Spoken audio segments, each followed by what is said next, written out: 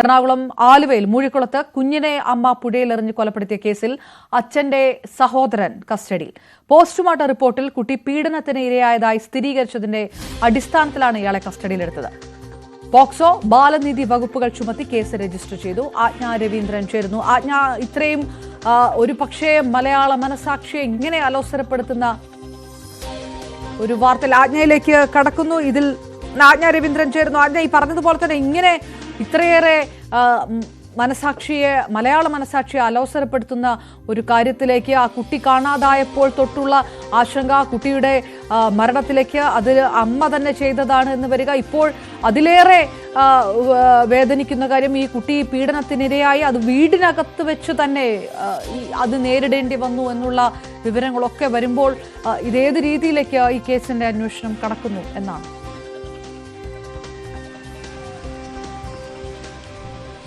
അപർണ സൂചിപ്പിച്ചതുപോലെ വളരെ ഉത്തരവാദിത്തപ്പെട്ട ഒരാൾ, അതായത് കുഞ്ഞിന്റെ സുരക്ഷ ഏറ്റെടുക്കേണ്ട സ്ഥാനത്തുള്ള ഒരാളാണ് ഈ കുഞ്ഞിനെ നിരന്തരം ലൈംഗിക പീഡനത്തിനും ചൂഷണത്തിനും ഇരയാക്കിയത് എന്നുള്ള വാർത്ത അങ്ങേറ്റം ഞെട്ടിക്കുന്നതാണ്. കാരണം ഈ വീടുകൾ തമ്മിൽ അടുത്താണ്. അച്ഛൻ്റെ വീട് തൊട്ടടുത്ത്, ഇവർ മറ്റൊരു വീട്ടിൽ പ്രത്യേകിച്ചൊരു വീട് വെച്ച് താമസിക്കുന്നു. എന്നിരുന്നാൽ പോലും കുഞ്ഞുങ്ങളാണല്ലോ എപ്പോഴും ആ അച്ഛൻ്റെ പാരൻസിനോടും അല്ലെങ്കിൽ മറ്റുള്ളവരോടും ഒക്കെ ചേർന്ന് തന്നെയാണ് കുഞ്ഞുങ്ങൾ വളർന്നു വരുന്നതും.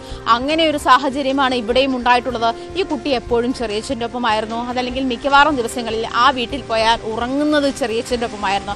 ആ ഒരു സ്വാതന്ത്ര്യത്തെ, ആ ഒരു അവകാശത്തെ അയാൾ ദുരുപയോഗം ചെയ്യുകയായിരുന്നു. ഒരു പക്ഷേ ഇത്തരം ഉണ്ടായിട്ടുള്ള മാനസിക സമ്മർദ്ദമാണോ ഈ കുഞ്ഞിൻ്റെ കൊലപാതകത്തിലേക്ക് നയിച്ചത് എന്ന് പറയുന്ന ഒരു സാഹചര്യം, എന്ന് പറഞ്ഞു വെക്കേണ്ടുന്ന ഒരു സാഹചര്യം കൂടിയാണ്. കാരണം ഞാൻ എൻ്റെ മകളെ രക്ഷിക്കാൻ ശ്രമിക്കുകയായിരുന്നു എന്ന് അമ്മ പോലീസിനോട് പറഞ്ഞതായിട്ടാണ് പോലീസ് ഇപ്പോൾ വെളിപ്പെടുത്തുന്നത്. ആ രക്ഷപ്പെടുത്തൽ ഇങ്ങനെ ആയിരുന്നു. നിരന്തരം ഇങ്ങനെ ഈ കുഞ്ഞ് അനുഭവിക്കുന്ന പീഡനങ്ങൾ ഒരുപക്ഷെ റെക്കഗ്നൈസ് ചെയ്ത ശേഷം, മറ്റുള്ളവർ ഡിസ്കസ് ചെയ്ത ശേഷം അതിന് മതിയായ നീതി കിട്ടാത്തൊരു മാനസികാവസ്ഥയിൽ അമ്മ ചെയ്തു പോയതാണോ എന്ന് തുടങ്ങിയ അനുമാനങ്ങളൊക്കെ ഉണ്ടെങ്കിൽ പോലും എന്താണ് ഇതുവരെ അമ്മ കുഞ്ഞിനെ കൊല്ലാനുണ്ടായ മോട്ടീവ് എന്താണ് എന്നുള്ള കാര്യത്തിൽ വ്യക്തതയില്ല. അത് പോലീസ് വ്യക്തമാക്കിയിട്ടില്ല. എന്നിരുന്നാൽ പോലും ഇങ്ങനത്തെയുള്ള സാഹചര്യം, ഇങ്ങനെ ശ്വാസം മുട്ടുന്ന അല്ലെങ്കിൽ ഇങ്ങനെ മനമടുപ്പിക്കുന്ന സാഹചര്യം ആ വീട്ടിലുണ്ടായിരുന്നു എന്നുള്ള കാര്യത്തിൽ ഇനിയും വ്യക്തത വരാനുണ്ട്. പോലീസ് ആ കാര്യം വ്യക്തമാക്കുന്നുണ്ട്. എന്തായാലും അല്പസമയത്തിനുള്ളിൽ പോലീസ് തന്നെ നമുക്കതിൽ നേരിട്ട് ആ കാര്യത്തിൽ വിശദീകരണം നൽകുമെന്നാണ് മനസ്സിലാക്കാൻ കഴിയുന്നത്. എന്തായാലും അപർണ, ഇതുമായി ബന്ധപ്പെട്ട് പ്രത്യേക അന്വേഷണ സംഘം രൂപീകരിച്ചിട്ടുണ്ട്.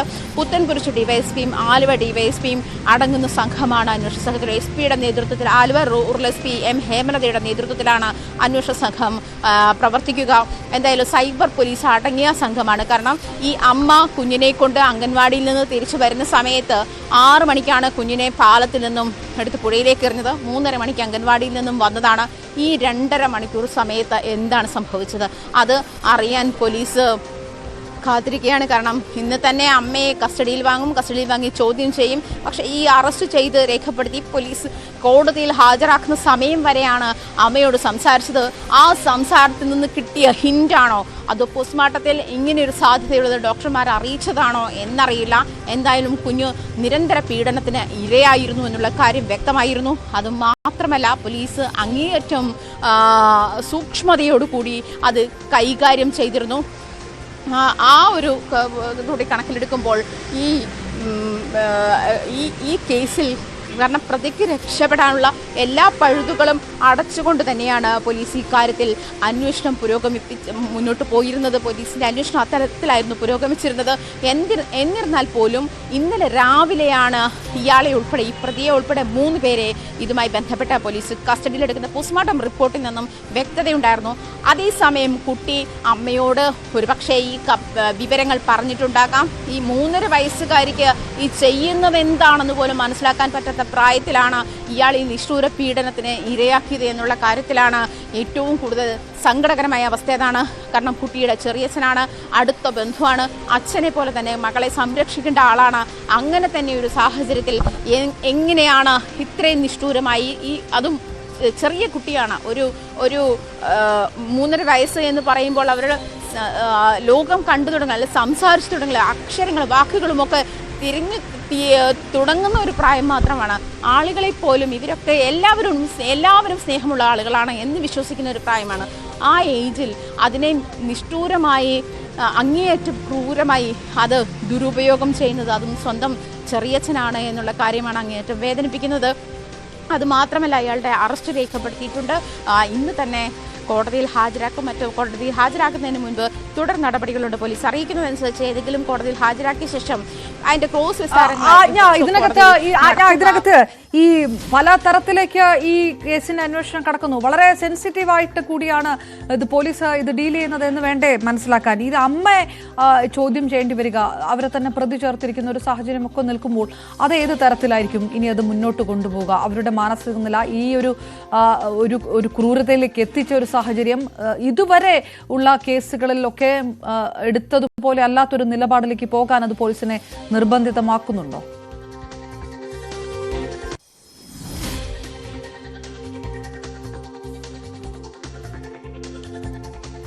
ഞാൻ തിരികെ എത്താം.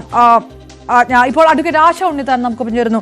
അഡ്വക്കേറ്റ് ആശ, അമ്മയാണ് പ്രതി, അത് ലോകത്തിന് മുന്നിൽ അമ്മ തന്നെ ഒരു വലിയ ക്രൂരത ചെയ്തു എന്ന് പറയുന്നു. അത് എന്തുകൊണ്ട് ചെയ്തു എന്നുള്ളതിലേക്കൊക്കെ കാര്യങ്ങൾ എത്തുകയാണ്.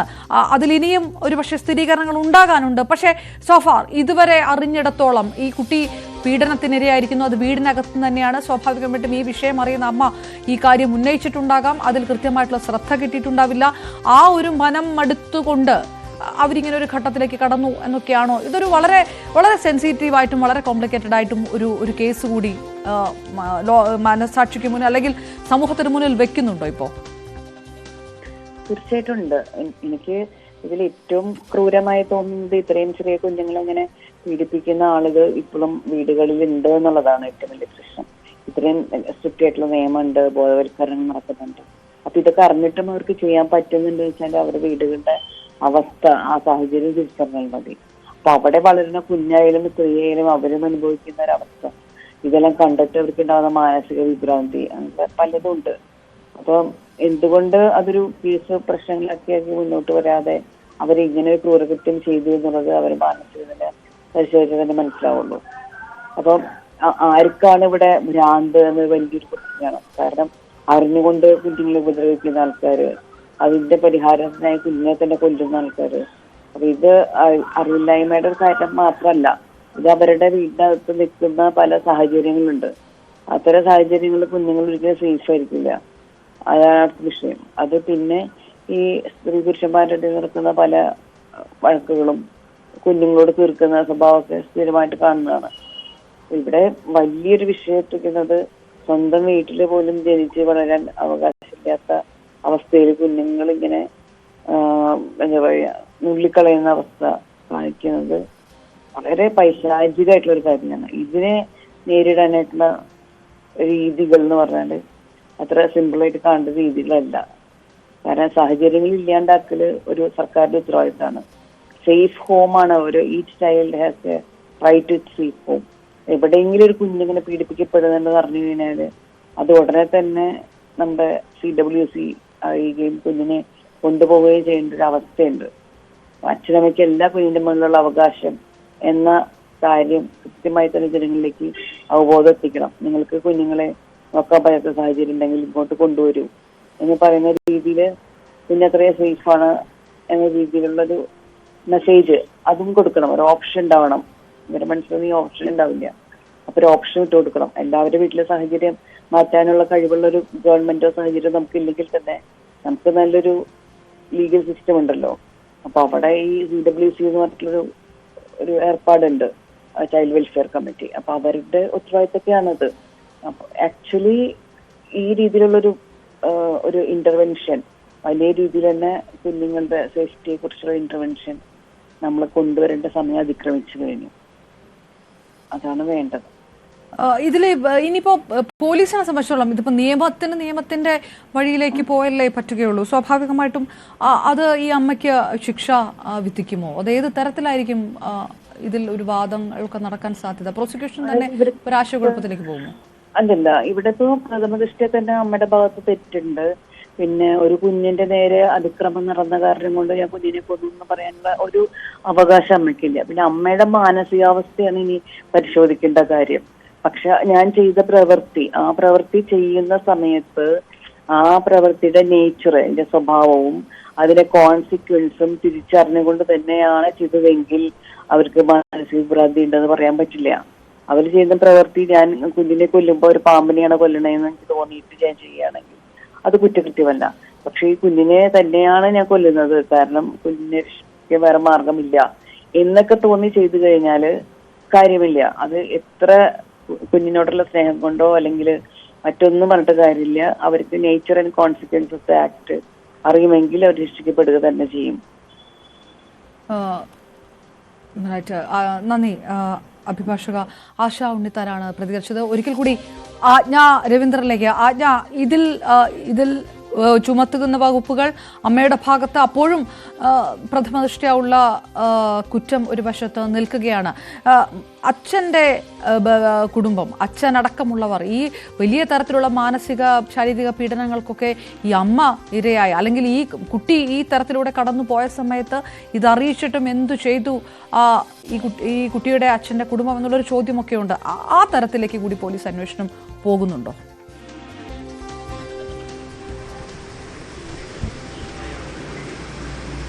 തീർച്ചയായിട്ടും. കാരണം ഇത് അപർണ സൂചിപ്പിച്ചതുപോലെ കേസ് പോക്സോയാണ്. കാരണം ഈ കേസിൽ പ്രതിയെ സംരക്ഷിക്കുന്നത് തത്തുല്യമായ ശിക്ഷ അനുഭവിക്കാൻ ഇടയാകുന്ന തരത്തിലുള്ള കുറ്റകൃത്യമാണ്. കാരണം ഈ അച്ഛൻ്റെ സഹോദരൻ പീഡിപ്പിച്ചു എന്നുള്ള കാര്യങ്ങൾ നേരത്തെ തിരിച്ചറിഞ്ഞിട്ടുണ്ടോ, അതിന് ആരെങ്കിലും അല്ലെങ്കിൽ അമ്മ ഇത്തരം കാര്യം തിരിച്ചറിഞ്ഞ ശേഷം, അമ്മ ഇത് ഡിസ്കസ് ചെയ്ത ശേഷം അതിനെ അവഗണിച്ചിരുന്ന സാഹചര്യം ഉണ്ടായിട്ടുണ്ടോ? അത് അമ്മയെ ഒറ്റപ്പെടുത്തുന്ന ഒരു സാഹചര്യം വീട്ടിലുണ്ടെന്ന് നേരത്തെ തന്നെ പോലീസ് പറഞ്ഞിരുന്നു. അങ്ങനത്തെ ഒരു സാഹചര്യമുണ്ടോ? അങ്ങനെ ഒരു സാഹചര്യം ഉണ്ടെങ്കിൽ അതായത് ഈ കുഞ്ഞിൻ്റെ അച്ഛനും സഹോദരനും ഇത്തരം കമ്മ്യൂണിക്കേഷൻസ് ഉണ്ടായിട്ടുണ്ടോ? അല്ല അച്ഛൻ ഇക്കാര്യം അറിയാമായിരുന്നോ? അല്ലെങ്കിൽ അച്ഛൻ്റെ വീട്ടിലെ മറ്റാളുകൾക്ക് ആർക്കെങ്കിലും അറിയാമായിരുന്നോ? ഇത്തരം കാര്യങ്ങളൊക്കെ പോലീസ് പരിശോധിച്ച് വരുന്നുണ്ട്. കാരണം ഈ കുഞ്ഞിൻ്റെ മരണത്തിലേക്ക് നയിച്ചിട്ടുള്ള കാരണത്തിൽ ഏതാണ്ട് വ്യക്തത വരുന്നത് ഈ ചെറിയച്ഛൻ്റെ നിരന്തര പീഡനം തന്നെയാണ് എന്നാണ് മനസ്സിലാക്കാൻ കഴിയുന്നത്. അങ്ങനെ ഒരു സാഹചര്യത്തിൽ അമ്മയോട് ഈ കുഞ്ഞ് പറഞ്ഞിട്ടുണ്ടാകുമോ എന്നുള്ള കാര്യത്തിൽ, പക്ഷേ ഇത്തരം ഒരു കാര്യം പറയുമ്പോഴും ഈ അംഗനവാടിയിൽ നിന്നുള്ള റെസ്പോൺസ്, അവരുടെ ടീച്ചറുടെ റെസ്പോൺസ്, കുട്ടി ഭയങ്കര സന്തോഷവതിയായിരുന്നു. ഇത്തരത്തിൽ ഉള്ള, അതായത് ഇങ്ങനെ പെയിനുള്ള ഒരു കാര്യങ്ങളൊന്നും മനസ്സിലായിരുന്നില്ല എന്ന് പറഞ്ഞാൽ 3.5 വയസ്സുകാരി എന്ത് പറയാനാണ്, ചിലപ്പോൾ അതിനെന്താണ് സംഭവിക്കുന്നത് പോലും തിരിച്ചറിയാൻ പറ്റാത്ത, റെക്ടിഫൈ ചെയ്യാൻ പറ്റാത്ത ഒരു അവസ്ഥയാണ്, ഒരു ഏജാണ്. എന്താണ് സംഭവിക്കുന്നത്?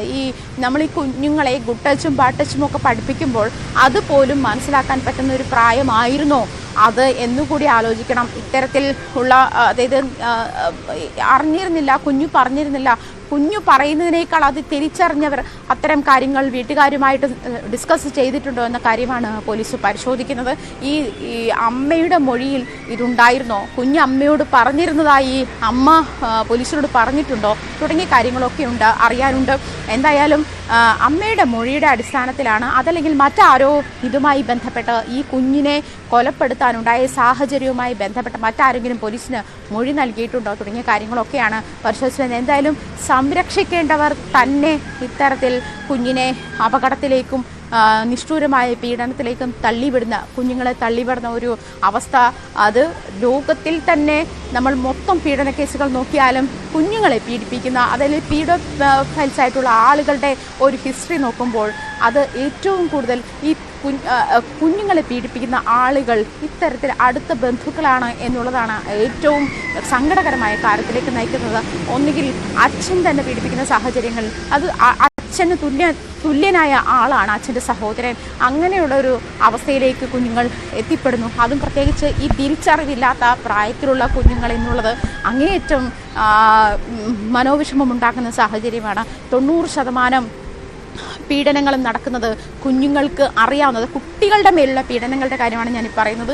90% പീഡനങ്ങളും നടക്കുന്നത് കുഞ്ഞുങ്ങൾക്ക് അടുത്തറിയാവുന്ന, അതായത് കുഞ്ഞുങ്ങൾ അടുത്തിടപഴകുന്ന ആളുകളിൽ നിന്നുള്ളതാണ് എന്നുള്ളതാണ് റിപ്പോർട്ടുകൾ. ഇതിൽ ഉയർന്ന ചോദ്യം, ഈ പീഡന വിവരം അമ്മയ്ക്ക് അറിയാമായിരുന്നോ? അതുകൊണ്ട് ആണോ ഇങ്ങനെ ഒരു കടുങ്കയിലേക്ക് അവർ പോയത് എന്നുള്ളതാണ്. അമ്മയുടെ പങ്ക് ഏത് തരത്തിലാണ് ഈ വിഷയത്തിനകത്ത് എന്നുള്ളൊരു ചോദ്യം പോലീസിനുണ്ടോ? അത് വളരെ സെൻസിറ്റീവായിട്ട് തന്നെ ഡീൽ ചെയ്യേണ്ട കാര്യമാണ്. എങ്കിൽ പോലും ഇവർക്ക് ഇത് അറിയുന്നത് കൊണ്ടുള്ള മാനസിക വ്യഥ കൊണ്ട് സംഭവിച്ചു പോയ കാര്യമാണോ എന്നുള്ളതിൽ എന്തെങ്കിലും ഒരു നിഗമനങ്ങളൊക്കെ പോലീസ് പറയുന്നുണ്ടോ? എത്തിയിട്ടുണ്ടോ അന്വേഷണം ആ ഘട്ടത്തിൽ? അങ്ങനെ ഒരു അനുമാനത്തിലാണ് അപർണ ഇപ്പോൾ ഉള്ളത്. കാരണം അതായത് കുഞ്ഞിൻ്റെ മരണം നടന്ന്, അതല്ലെങ്കിൽ കുഞ്ഞിനെ മിസ്സിംഗ് ആണല്ലോ നമ്മൾ ആദ്യം റിപ്പോർട്ട് ചെയ്തത്. ഈ കേസ് ആദ്യം റിപ്പോർട്ട് ചെയ്തത് മിസ്സിംഗ് കേസായിട്ടാണല്ലോ. അതിനുശേഷം അമ്മ പല തവണയായിട്ട് മൊഴി മാറ്റുകയും, അതല്ലെങ്കിൽ ഞാൻ ആലുവയിൽ ബസ്സിൽ വെച്ച് മറന്നു, കുഞ്ഞ് എവിടെ പോയിന്ന് എനിക്ക് ഓർമ്മയില്ല, അത്തരത്തിൽ പല തരത്തിലുള്ള മൊഴിമാറ്റങ്ങളൊക്കെ നടത്തിയിരുന്നു. അതിനുശേഷമാണ് കുഞ്ഞിനെ പുഴയിലേക്ക് എറിഞ്ഞു എന്നുള്ളൊരു വാസ്തവത്തിലേക്ക് വരുന്നത്. പക്ഷേ ഇങ്ങനെ ഒരു മൊഴി വന്നപ്പോഴും പോലീസിന് ആ കാര്യത്തിൽ വ്യക്തതയുണ്ടാവാൻ കൃത്യമായ തെളിവുകൾ വേണ്ടി വന്നിരിക്കുക. അതുകൊണ്ടായിരിക്കും ഒരു പക്ഷേ പോസ്റ്റ്മോർട്ടം റിപ്പോർട്ട് വരാൻ വേണ്ടി പോലീസ് വെയിറ്റ് ചെയ്തത് എന്നാണ് മനസ്സിലാക്കാൻ കഴിയുന്നത്. കുഞ്ഞിന് സംസ്കാര ചടങ്ങുകൾ നടക്കുന്നതിന് മുൻപേ തന്നെ ഈ കാര്യത്തിൽ പോലീസിന് വ്യക്തതയുണ്ട്.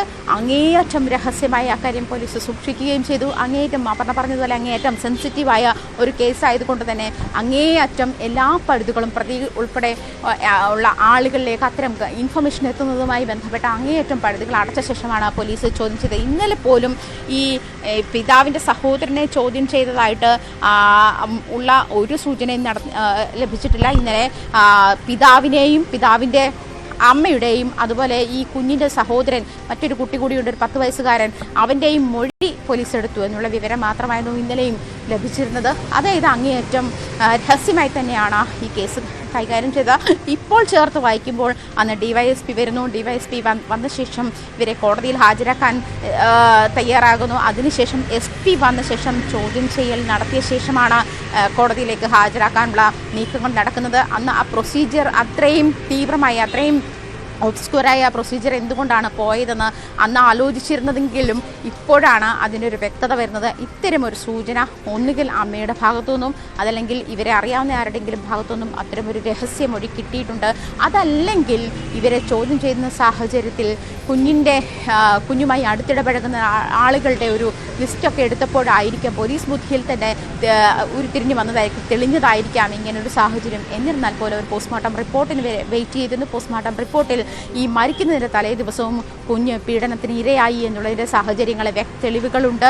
അല്ലെങ്കിൽ തന്നെ 72 ഹവേഴ്സിനുള്ളിലാണ് ഇത്തരം പീഡനങ്ങളുടെ സാധ്യത രാസപരിശോധനയിൽ വ്യക്തമാവുക എന്നാണ് മനസ്സിലാക്കിയിരിക്കുന്നത്.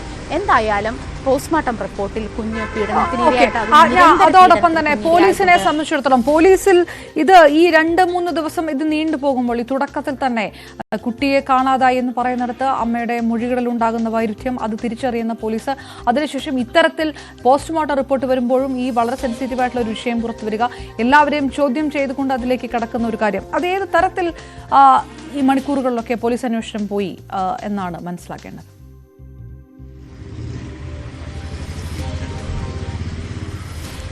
അപർണ, പോലീസിനെ സംബന്ധിച്ചിട്ട് ആ ദിവസം ഭയങ്കര ക്രൂഷ്യൽ ഡേ ആയിരുന്നു. കാരണം അന്ന് മുഖ്യമന്ത്രി പങ്കെടുക്കുന്ന വിവിധ പരിപാടികൾ കൊച്ചിയിലുണ്ടായിരുന്നു. അതിന് ഇവിടുത്തെ DYSP ഉൾപ്പെടെയുള്ള ആളുകളെ വിന്യസിക്കേണ്ട സാഹചര്യം ഉണ്ടായിരുന്നു.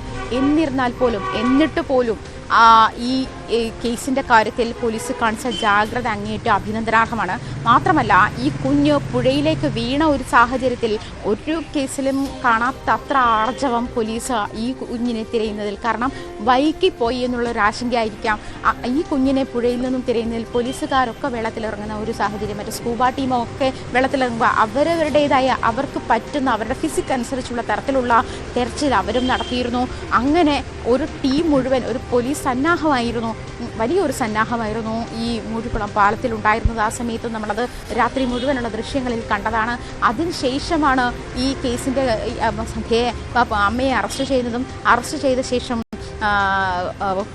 ചോദ്യം ചെയ്യലിന് ഹാജരാക്കുന്നതും ചോദ്യം ചെയ്യലിലായിരിക്കാം ഈ പറഞ്ഞതുപോലെയുള്ള വ്യക്തത ഉണ്ടാവുന്നത്. അതിനുശേഷം കോടതിയിൽ ഹാജരാക്കുന്നു. കോടതിയിൽ ഹാജരാക്കിയ ശേഷം 2 ദിവസം ഇതുവരെയും കസ്റ്റഡി അപേക്ഷ നൽകാതെ പോലീസ് കാത്തിരുന്നത്. അതായത് ഇനിയും അമ്മയെ ചോദ്യം ചെയ്യാനുണ്ട് എന്ന് പോലീസ് പറഞ്ഞു. കസ്റ്റഡി അപേക്ഷ നൽകും, ചോദ്യം ചെയ്യാം, കൂടുതൽ വ്യക്തത വന്നിട്ടില്ല, എന്തിനാണ് കൊലപ്പെടുത്തിയത്, മോട്ടീവ് വ്യക്തമായിട്ടുള്ള തുടങ്ങിയ കാര്യങ്ങളൊക്കെ പോലീസ് പറയുന്നുണ്ട്. SP വാർത്താ സമ്മേളനത്തിൽ പറയുന്നുണ്ട്. SP മാധ്യമങ്ങളോട് സംസാരിച്ചപ്പോൾ പറയുന്നുണ്ട് അങ്ങനെയൊരു സാഹചര്യത്തിൽ എന്തിനായിരുന്നു കൊലപ്പെടുത്തിയത് എന്നുള്ള കാര്യത്തിന് ഒരു കൃത്യത വരുത്താനായിരിക്കാം ഈ 2 ദിവസം പോലീസ് എടുത്തത്. മറ്റ് കേസുകൾ കൂടി ഇതിനകത്ത് എന്നല്ല മറ്റ് ചില കേസുകൾ കൂടി അറ്റൻഡ് ചെയ്യാനുണ്ട് അന്ന് DYSP പറഞ്ഞിരുന്നു. അത് ഈ കാര്യമാണ് എന്നുള്ള കാര്യം, അതായത് ഇങ്ങനെ ഒരു വഴിത്തിരിവ് ഇതിലുണ്ടാകും, ഇത്രയും നിർണായകമായ ഒരു വഴിത്തിരിവാണ് ഇതിലുണ്ടാവുക എന്നുള്ള കാര്യത്തിൽ നമുക്ക് അനുമാനിക്കാൻ പോലും പറ്റില്ല. കാരണം അത്തരത്തിൽ പോലീസ് സകലമാന പഴുതുകളും അടച്ചു തന്നെയാണ് ഈ ചോദ്യം ചെയ്യലിനെ വിളിപ്പിച്ചതും അന്വേഷണം നടത്തിയതും എല്ലാം അങ്ങനെ തന്നെയാണ്. കൃത്യമായ തെളിവോടുകൂടി, കൃത്യമായ എവിഡൻറ്റോടു കൂടി തന്നെയാണ് ഈ പ്രതി അറസ്റ്റിലായിട്ടുള്ളത്. അതിലേറ്റവും സങ്കടകരം പെൺകുട്ടിയുടെ പിതാവിൻ്റെ സഹോദരനാണ് ഈ അറസ്റ്റിലായിട്ടുള്ള ആളെന്നുള്ളതാണ്. അതും നമ്മളിൽ പറയുന്നത് പോലെ പിതാവിനെ പോലെ തന്നെ കുഞ്ഞിനെ സംരക്ഷിക്കേണ്ടതാണ്. അത്രയും ഉത്തരവാദിത്വത്തോടെ ആരും വിശ്വസിക്കാത്ത തരത്തിൽ ചെറിയച്ഛൻ്റെ ഒപ്പം എന്ന് പറയുമ്പോൾ തന്നെ ആരും ഇത് കുഞ്ഞിനെ ഇയാൾ ഇങ്ങനെ ഒരു പീഡനത്തിന് ഇരയാക്കുമെന്നോ അല്ലെങ്കിൽ അങ്ങനെ ഒരു ദുരുപയോഗത്തിന് ഇരയാക്കുമെന്നോ എന്ന് ആരും പോലും വിശ്വസിക്കാത്ത.